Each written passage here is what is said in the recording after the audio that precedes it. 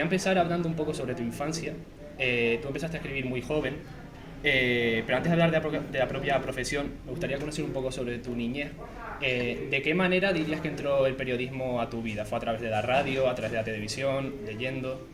A través de la curiosidad. Primero fue la radio, yo escuchaba la radio obsesivamente, eso me llevó a ser del Barça, porque se oía mejor la radio de Barcelona en mi barrio que la radio de Madrid, seguramente. Y entonces luego me aficioné a la lectura a partir de la radio. De hecho, aprendí a leer gracias a la radio.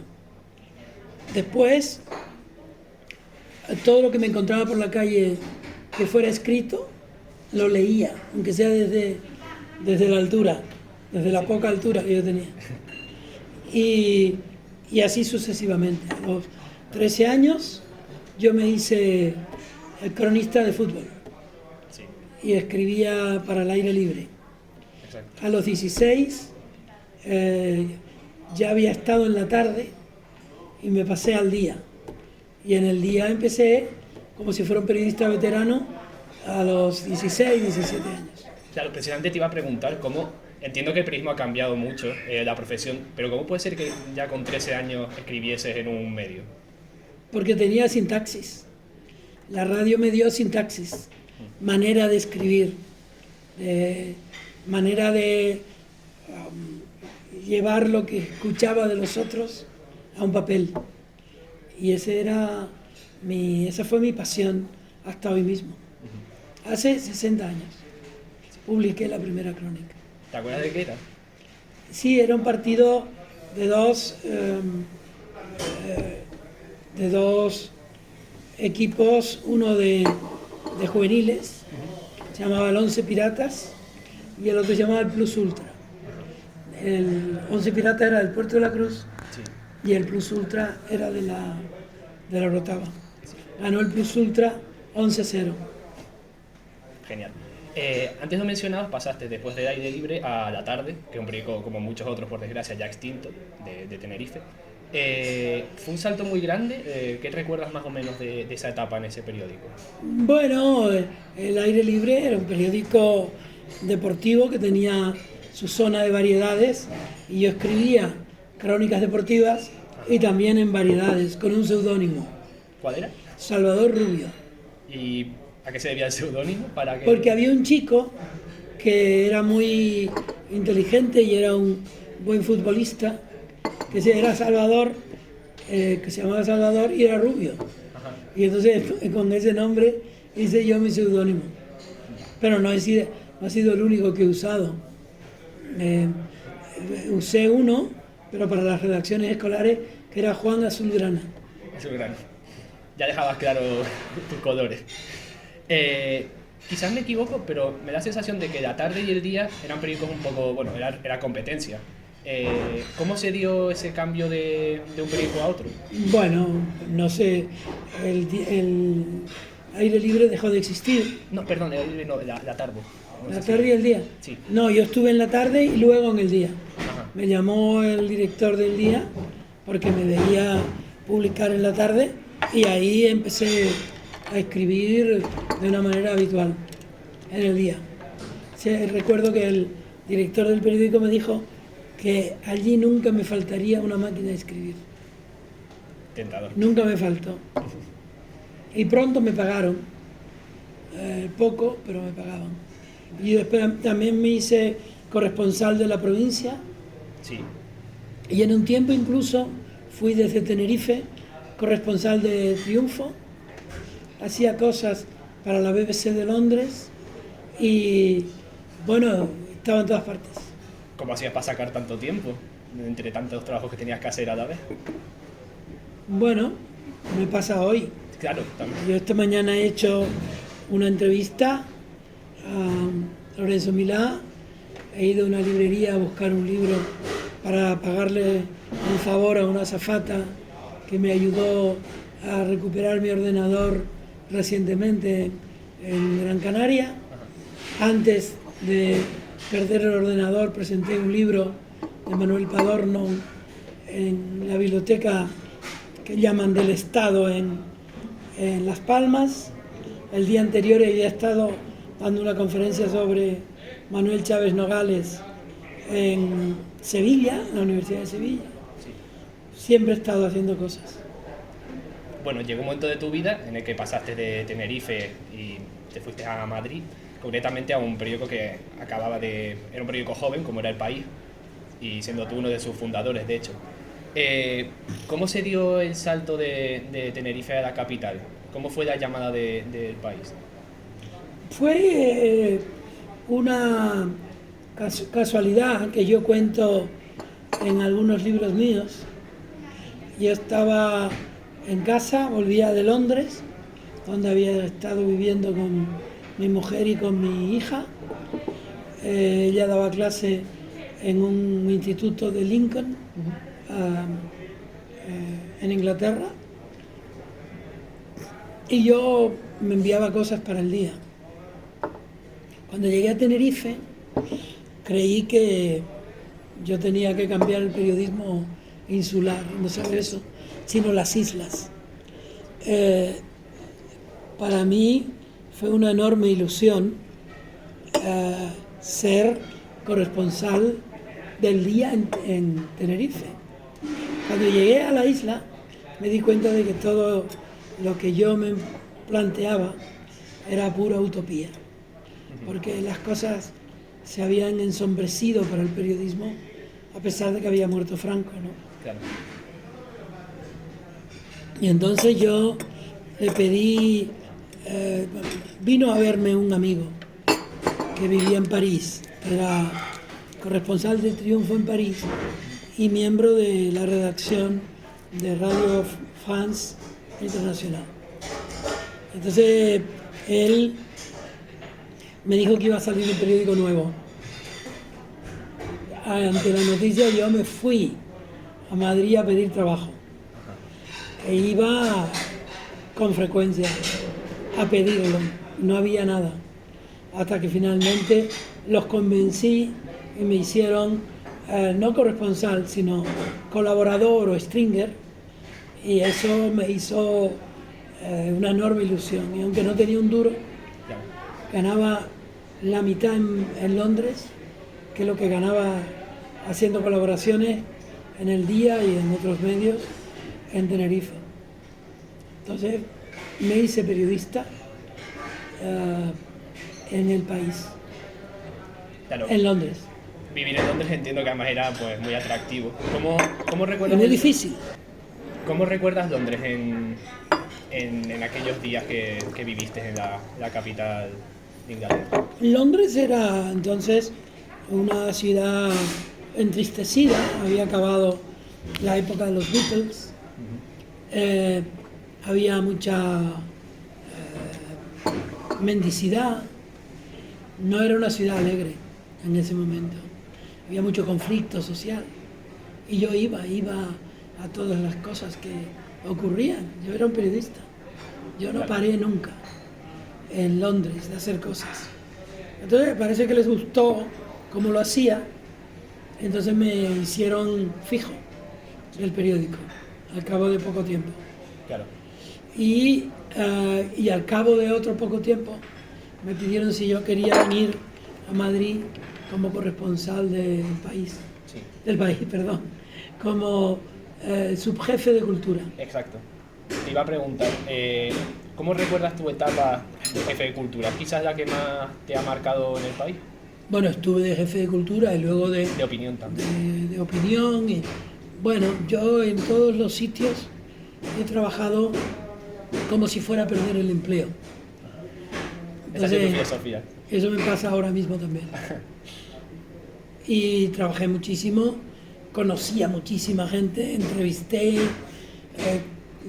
también dirigí las secciones esas, con lo cual en ese tiempo prácticamente yo no escribía, sino que ayudaba a que otros lo hicieran.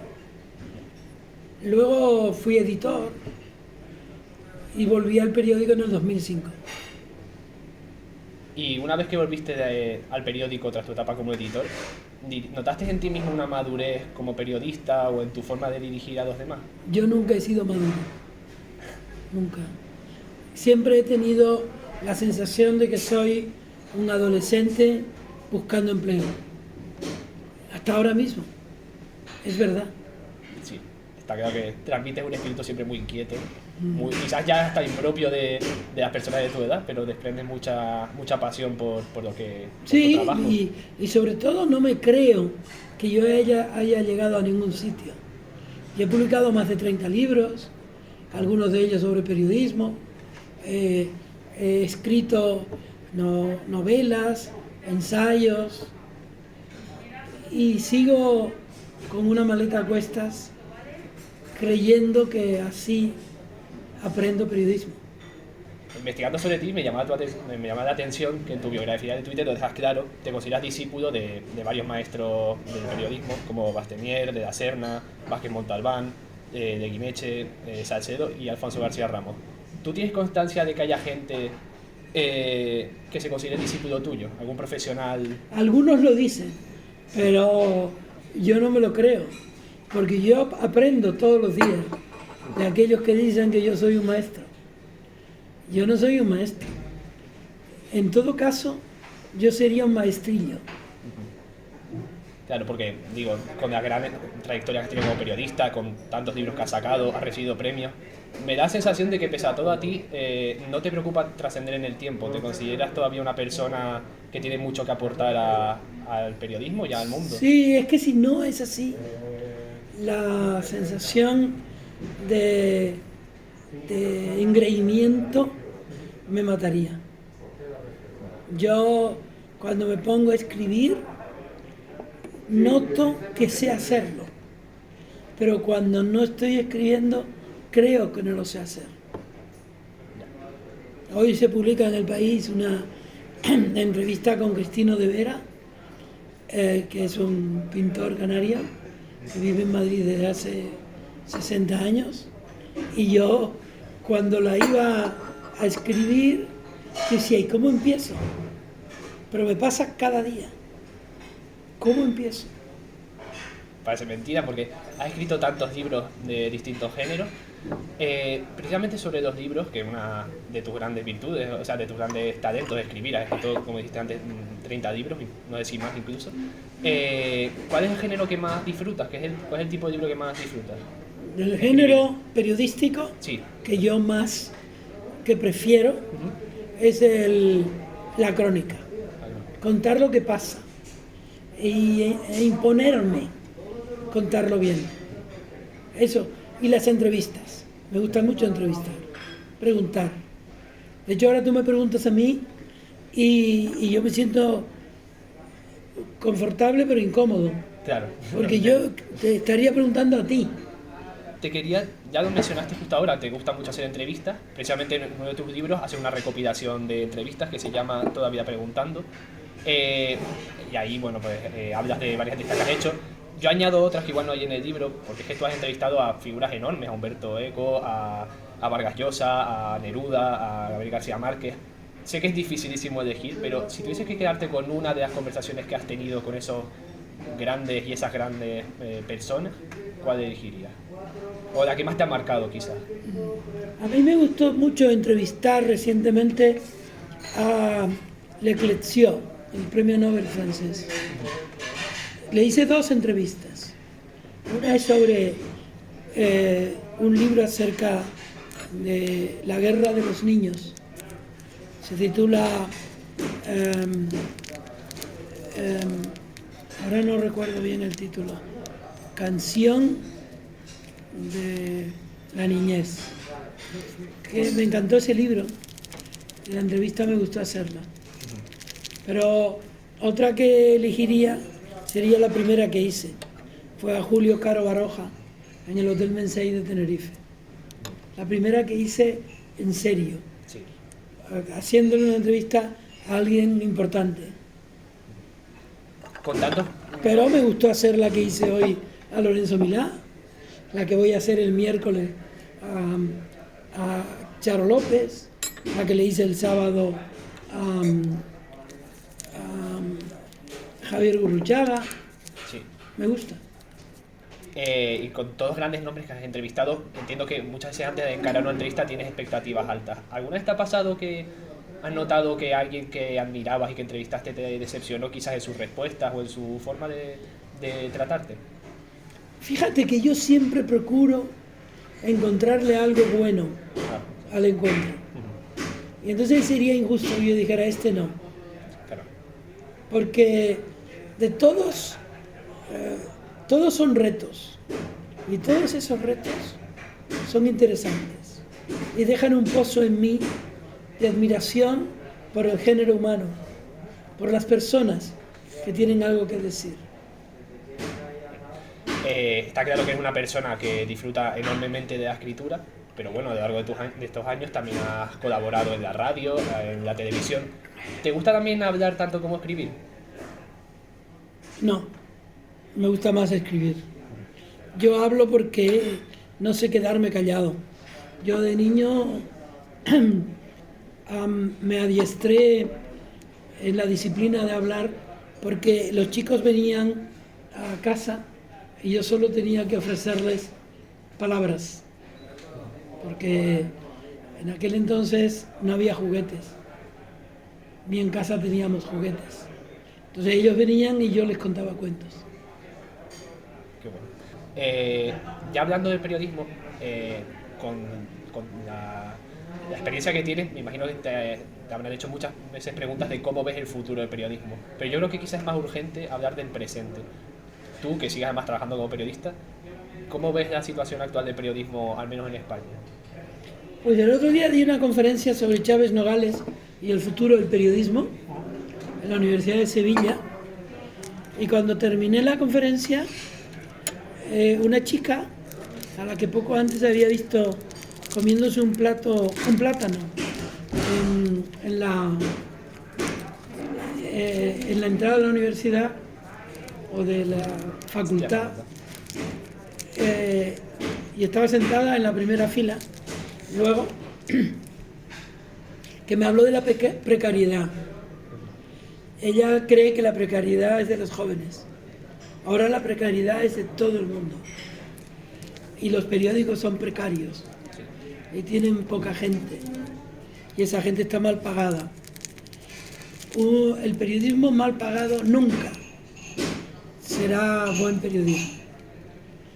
Y yo recuerdo que mi padre me decía que no me hiciera periodista, porque los periodistas siempre andaban con los calzones rotos por el culo. Probablemente tenía razón entonces. Ahora también tendría razón. Eso me parece que es una fuente de todas las carencias que tiene el periodismo. El periodismo tendría que ser potente para ser bueno, y luego tendría que ser bueno para ser potente. Y dicho esto, entonces, ¿cómo puedes animar a alguien a ser periodista? ¿De dónde sacas los argumentos para intentar convencer a los jóvenes de que sigan con la profesión? A mí nadie me convenció. Yo lo tenía claro. O sea, yo creo que los periodistas tienen que ser periodistas independientemente de cómo esté el sector. Es decir, ustedes son unos privilegiados. Ahora yo soy un privilegiado. Mi hija gana muy poco y es periodista, pero es una privilegiada. Es decir, cuando era difícil, era cuando en el franquismo y en el hambre. O sea, en esta época pocos pasan hambre, pero en aquella época pasaban hambre también los periodistas. El periodismo evidentemente va cambiando con los años, y yo creo que una de las cosas que más ha podido cambiar al periodismo es la aparición de las redes sociales. Tú mismo tienes redes sociales, tienes Twitter, y como alguien que las usa a diario, ¿tú dirías que las redes sociales han ayudado al periodismo o son un obstáculo para Bueno, ayudan a difundir cosas, pero no ayudan al periodismo. El periodismo se hace teniendo en cuenta los elementos del periodismo. Las redes sociales no tienen en cuenta los elementos del periodismo. Los elementos del periodismo es el título de un libro que yo recomiendo siempre y que contiene un análisis de esos 9 puntos que sirven para que el periodismo sea un beneficio de la sociedad. El libro está escrito por Bill Kovach y Tom Rosenthal y está publicado por Aguilar. Yo lo recomiendo a todos los jóvenes periodistas y no solo a los jóvenes. A cualquier periodista, sí. ¿Te quedaste con el nombre?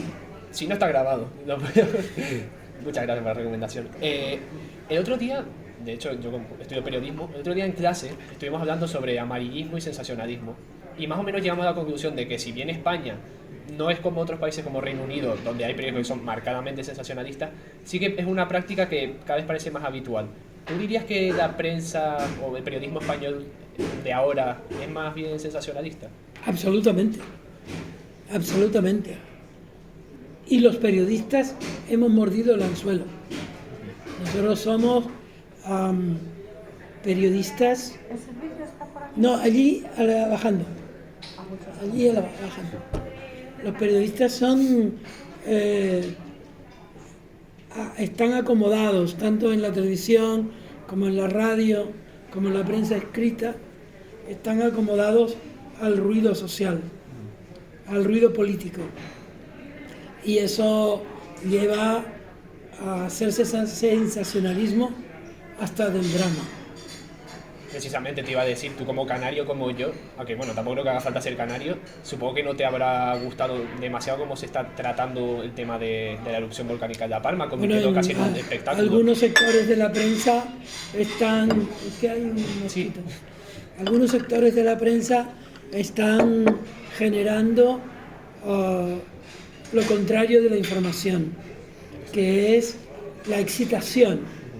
La información debe llevar sosiego a la sociedad, no excitación.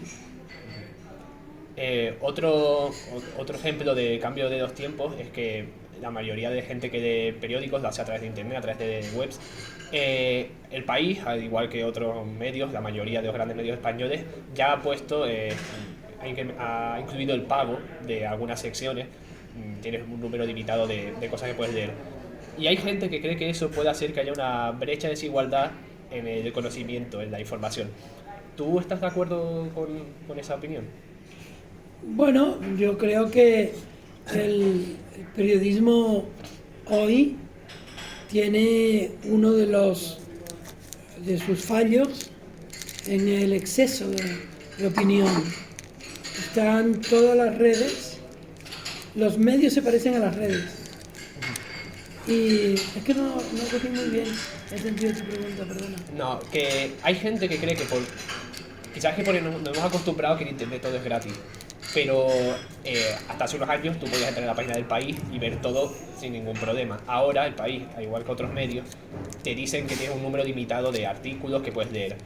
Y hay gente que cree que eso es peligroso porque hace que la gente ya no esté informada como debería estar, porque no todo el mundo está dispuesto a pagar por la información. Cuando diga esas cosas, debe ir al supermercado y pedir un pan, a ver si se lo cobran.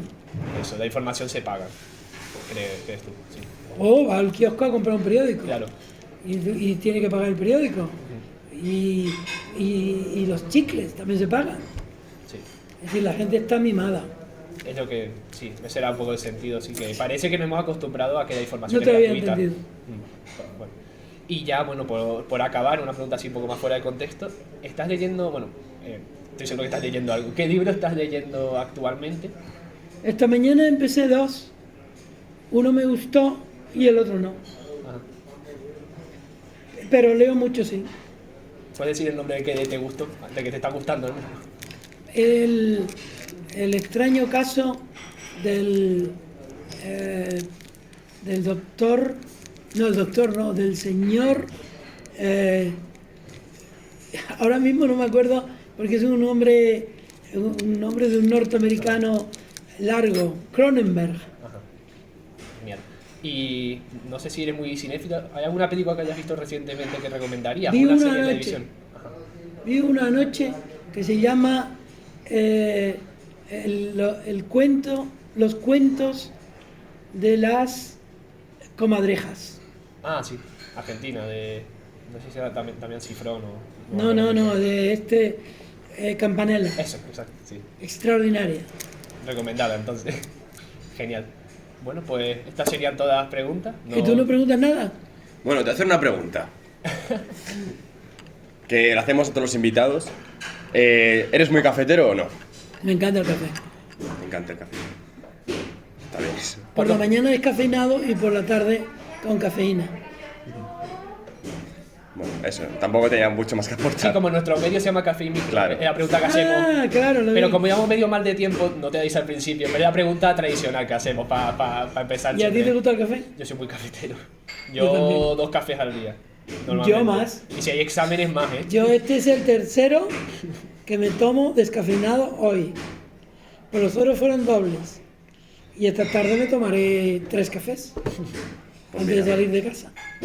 Está bien eso. Juan, muchísimas gracias Muy bien, por muy corto. atendernos.